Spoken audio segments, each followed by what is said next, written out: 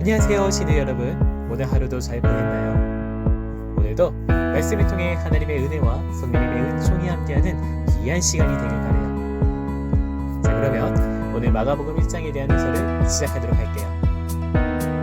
마가복음의 저자 마가는 이 복음서를 기록할 때 긴 설교보다 어떤 행동 중심으로 이야기를 하고 있는데요. 다른 마태복음, 누가복음서에는 예수님의 탄생이 기록되어 있는데 마가는 이 부분보다 예수님의 나심 이후에 예수님의 행동들, 사건들을 매우 빠르게 진행하고 있다는 점을 여러분도 알 수 있었을 거예요. 먼저 1장 1절에 보면 마가는 하나님의 아들 예수 그리스도의 복음의 시작이다 라면서 간단 명료하게 마가복음의 문을 열고 있어요. 누구의 복음이요? 네, 예수 그리스도의 복음이요. 여러분, 하나님께서는 예수 그리스도를 통해 구약 성경에서 약속하신 구원의 역사를 이루셨어요. 이것이 우리가 들어야 할 복음입니다. 예수 그리스도만이 복음의 실체이며 본질이신 것이죠. 이어서 2절과 3절을 보면 하나님은 우리가 믿고 구원 얻을 복음을 준비하셨을 뿐만 아니라 먼저 사자를 보내셔서 그 복음을 들을 수 있게 준비시켜 주시는 그런 말씀이 나와요. 그게 누구였죠? 네, 어제 누가복음에서 봤던 세례 요한이죠.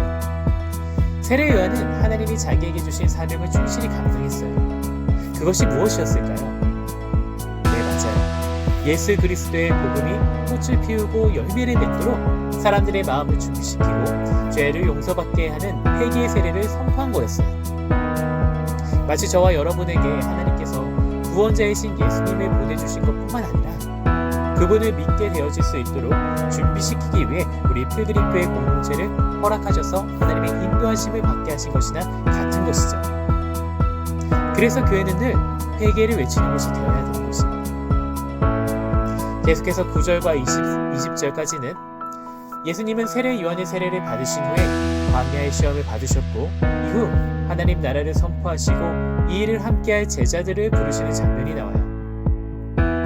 본격적으로 예수님의 공생애의 시작, 곧 하나님 나라 사역을 시작하시는 말씀인 거죠. 특히 12절과 13절을 보면 성령님께서 예수님을 광야로 몰아내시어 이 사탄에게 시험을 받게 하시는데 예수님이 굳이 시험을 받아야만 했을까요? 네, 예수님은 하나님 시기에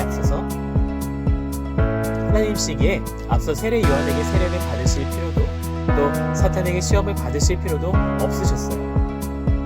다만 자신의 죄인들과 동일시하고 사탄의 시험 아래 놓여있는 이 죄인들을 구원하시려고 이 광야에서 시험을 받으셨던 거예요. 그래서 어떻게 되셨죠? 네, 사탄은 예수님을 이길 수 없었죠. 예수님이 이 시험을 이기심으로 하나님의 자녀들이 모든 시험에서 승리할 수 있는 길을 열어주신 거예요. 이렇듯 모든 말씀에는 여러분 의미가 있어요.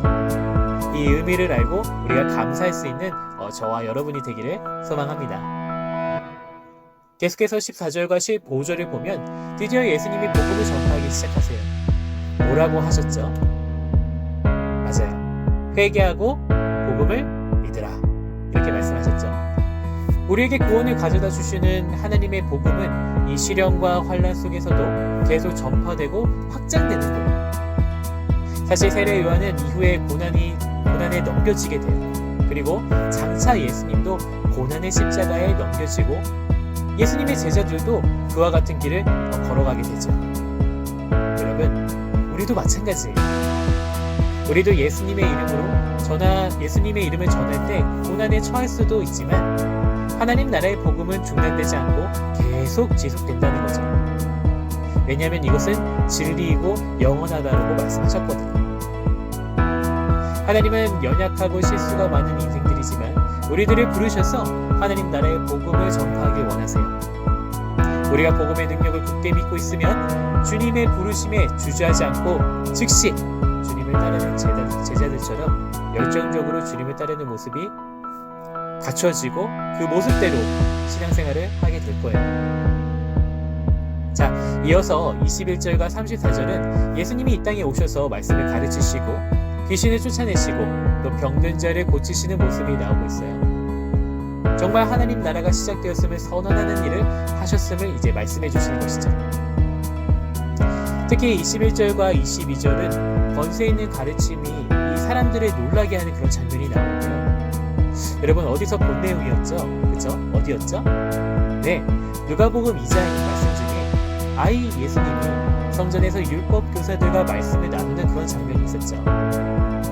예수님은 공생애를 시작하시면서 하나님의 아들로서 권위를 가지고 이 말씀을 가르치셨어요. 그리고 그 가르치심 속에는 하나님에게서 직접 오는 이 권위가 충만했다라는 것이죠. 인간의 유전과 전승을 가르쳤던 당시의 서기관들과 바리새인하고는 정말 차원이 다른 그런 모습이었던 거예요. 그리고 35절과 39절을 보면요, 이런 하나님 나라가 예수님을 통해 임하시는 사실을 드러내시는 사역 가운데서도 이 기도를 통해 하나님과 끊임없이 교제하셨다는 그 말씀이 나와요. 35절을 보면 새벽에 일어나서 한적한 곳으로 가셔서 예수님께서 기도하셨다고 하고 있죠. 예수님은 오병이어로 5,000명을 먹이시고 또 무사람들에게 인정을 받으실 때에도, 그리고 십자가 죽음을 바로 앞둔 위기 상황에서도 따로 한적한 곳에 찾아가셔서 기도하셨어요. 예수님은 사탄의 유혹과 이 영적인 위기가 있을 때마다 하나님과 깊은 교제를 나누셨기에 하나님의 구속 사역을 성공적으로 수행할 수 있으셨던 거죠. 그런데 여기서 또 여러분, 예수님이 꼭 이렇게 기도를 하셨어야 했을까요? 사실 예수님은 기도하실 필요가 없는 분이시죠. 그런데 이렇게 기도를 하셨다는 것은 오늘 우리가 하나님의 뜻을 이루려면 얼마나 더 깊은 그 기도 가운데로 가야 한다는 것을 예수님께서 몸소 우리에게 보여주시는 거였어요. 기도하지 않고 신앙생활을 하는 그 위험에 빠지지 않도록 예수님께서 우리의 기도의 모범이 되어주셨다라는 것이죠. 자, 마지막으로 40절과 45절은요, 예수님께서는 믿음으로 나온 이 나병 환자를 이제 고쳐주시는 그런 장면이 나와요. 당시 유대 사회에서 나병은 하나님께 저주를 받아서 걸린 부정한 병으로 여겼어요. 오늘날로 한센병이죠. 그래서 사람들에게 소외되어서 멸시를 받으며 살아야만 했던 거였어요. 그런데 그런 사람에게 예수님이 친히 손을 내밀어 고치신 이 사건은 하나님 나라의 복음만이 사람을 진정으로 정결케 할 수 있는 완전한 능력임을 나타내 주시는 거였어요. 우리도 예수님이 내 삶에 찾아오셔서 손을 대어 우리를 정결하지 못한 부분이 있다면 깨끗게 해주시길 기대하며 소망했으면 좋겠어요. 여기서 44절 말씀이 인상적인데요. 나병 환자에게 예수님께서 이제 제사장을 찾아가서 그 병이 치유되었음을 증거라고 하시잖아요.